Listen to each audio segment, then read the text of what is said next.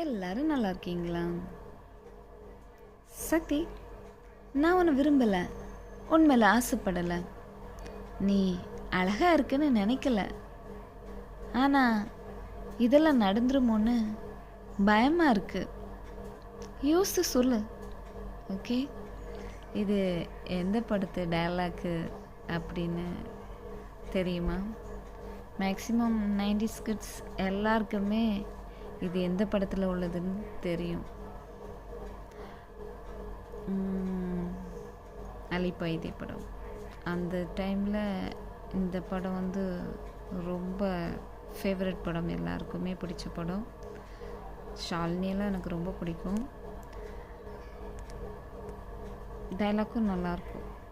Okay, இப்போது இந்த படங்கள் பார்க்கும்போது நல்லாயிருக்கும். முடிஞ்சால் பாருங்கள். ஓகே, இந்த படத்தை